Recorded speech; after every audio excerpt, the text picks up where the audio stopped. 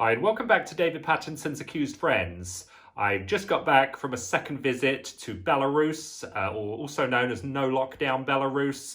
Some people know I did a visit there in September because I wanted to see what a no lockdown country looked like. I was wondering if there was going to be bodies on the side of the road and sort of pandemonium everywhere you went, but it was actually not. It was just like a normal country, the way Britain used to be. Over the last 3 or 4 weeks, people have been reading in the news here in Britain about lockdown 2, and we've got to have more debt slavery from Rishi, and we've got to have local lockdown, and we've got to have circuit breaker lockdown, and all sorts of fear-mongering by the government. And I was wondering, I wonder if Belarus is having these sort of same problems. Are they going to start with lockdown 1, even though Britain's totally failed with lockdown 1 and it is now going to lockdown 2? So I went over there again last Thursday, and it's such a nice place, such nice people. I stayed at the Hotel President this time,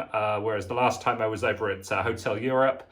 I didn't do a video from there just because you never know with the authorities. There's so much political tension in the country right now, as the president is not respecting the results of the August election, and there's a lot of angst in the country, similar to the angst in our country, but of course over there it is totally unrelated to the coronavirus, and it's all about the fact that the President Lukashenko has not respected the results of the election, and everyone I spoke to is part of the protest movement against it. On Saturdays, women walk through the streets holding flowers to signal their opposition to the government, and there's lots of cars beeping their horns and stuff like that.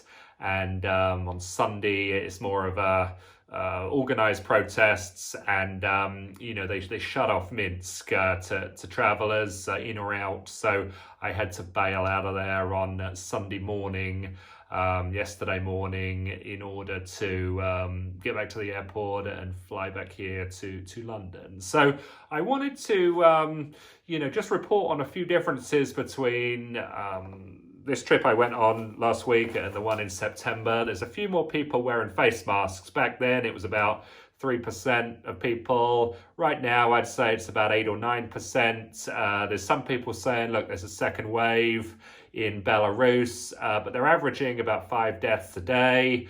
I don't know what they'd need to get to for a second wave, maybe 6 deaths a day, and that's been pretty consistent right since March. So they still seem to be on the first wave as far as I'm concerned. But people say, well, David, five deaths a day is too much.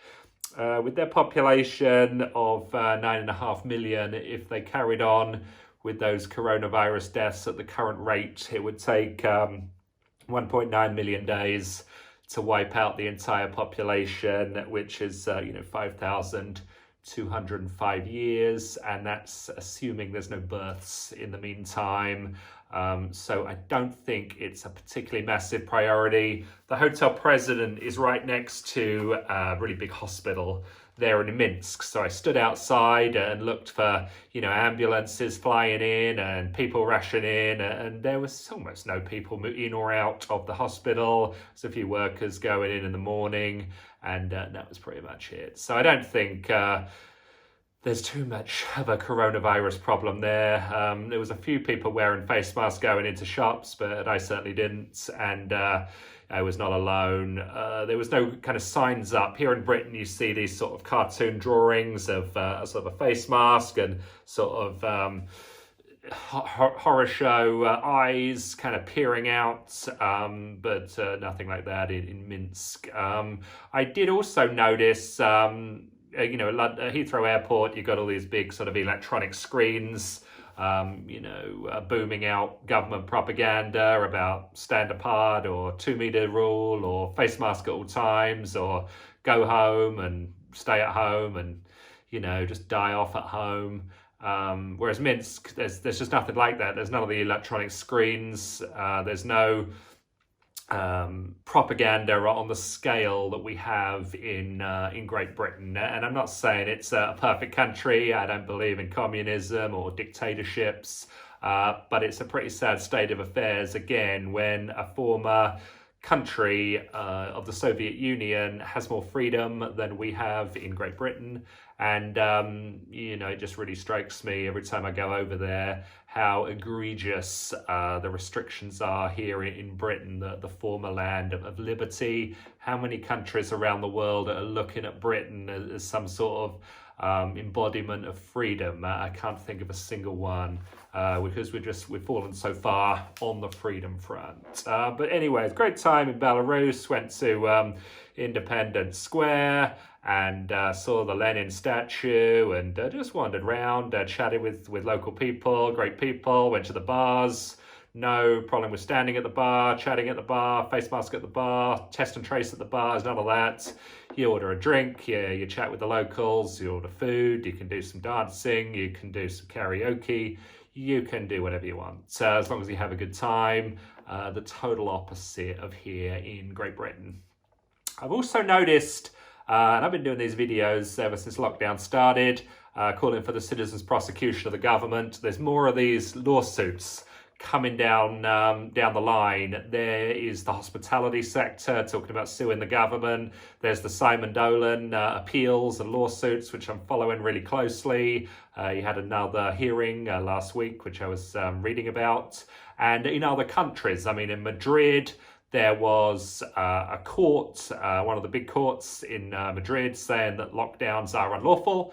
There was a court in Germany that said the 11 p.m. curfew is unlawful and does not help the coronavirus in any way. There was another court in Michigan in the United States saying lockdowns are totally unlawful. And I'm no expert on the jurisdictional laws in these other countries, but I mean, if we're a symbol, a beacon for freedom in our country, if all these lockdowns are unlawful in those countries, surely by default they're unlawful in Great Britain. And I'm a massive believer and have 100% certainty that the British government, has been in criminal violation of the law since lockdown 1. Continues to be to this day, and they need to be prosecuted. Boris Johnson needs to be hauled into court and prosecuted. Matt Hancock, Rishi, all of the government into court, prosecuted, and if they're acquitted, they're acquitted, but if they're convicted, they need to go to prison for the rest of their lives. We've had all the deaths from non-coronavirus related causes, and we've had 2 trillion in cost. We've had all our young people put into debt slavery. There was this stuff in the news yesterday was a lot of anti-slavery day, and everyone's saying, hey, look, we really support anti-slavery, all these members of the Conservative Party, but yet they're causing so much debt slavery for our young people, for our young babies, and for the unborn of our country. The hypocrisy is just so unbelievable from these people. So we need to really keep the pressure on. I can tell and feel that public opinion is turning, and we need to talk more about Belarus. I mean, we do talk about Sweden, and a lot of people have been to Sweden and have kind of seen what you'd expect to see, which is no lockdown equals no problems, and same in Belarus. We just don't talk about Belarus very often, but they have had no lockdown. They have 5 deaths a day, and their population of 9.5 million, I think, is firmly intact. The people are not panicking.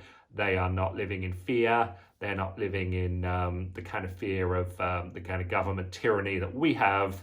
I appreciate they've got their own problems, but they're unrelated to the coronavirus. So I hope you like this video. I definitely encourage people, if they wish to visit Belarus, hope they have as good a time as I do.